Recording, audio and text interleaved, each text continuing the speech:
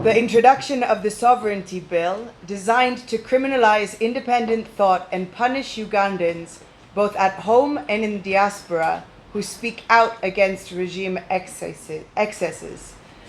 Despite a January 2025 Supreme Court ruling banning military trials for civilians, the regime continues to hold citizens before military tribunals, treating political dissent as a capital offense.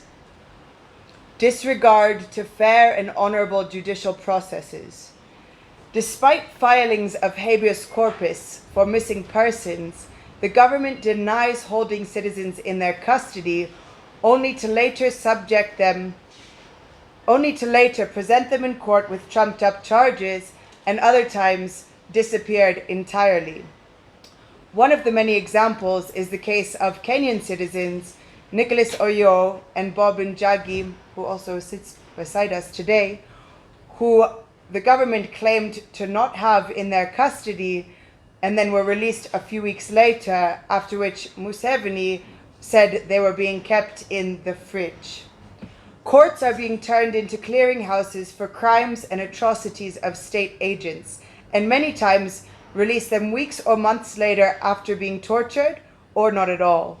Citizens seen to have been arrested by the Ugandan security forces or apprehended have been disappeared for almost 1 year, such as Kizza Besigye's aide, Sam Mugumya, who has never been brought before a court and whose whereabouts still remain unknown to date.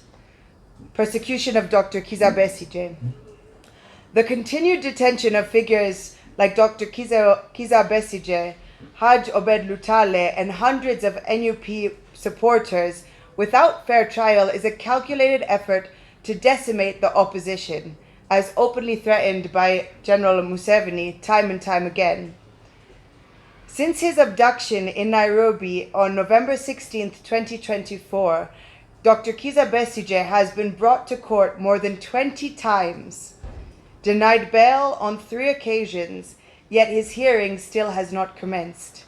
As we speak, he should be appearing in court yet again today at this very moment, but going by the trends, we are pessimistic that justice can be served. Prisoners of conscience. The treatment of Honorable Tundu Lissu and Dr. Kizza Besigye meets the threshold of prisoners of conscience, along with many others, thousands of others, detained solely for their political beliefs and peaceful advocacy for democratic reform. We call upon relevant international bodies to formally recognize them as such and to intensify pressure for their immediate release.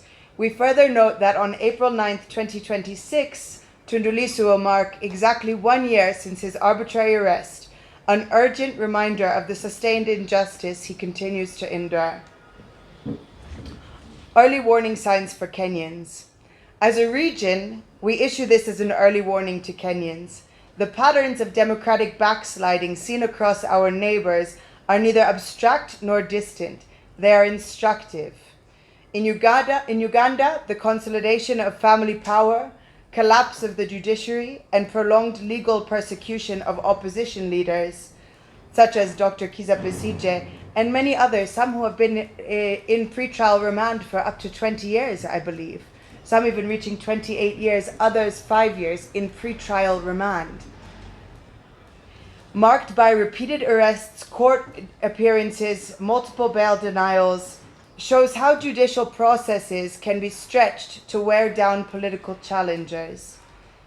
In Rwanda, a tightly controlled political environment illustrates how sustained limits on opposition and expression can become normalized over time.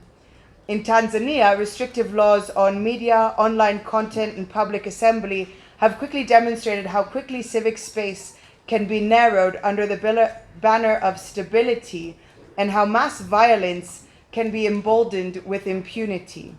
A devastating reality that Kenyans have experienced and must take firm action to prevent a recurrence.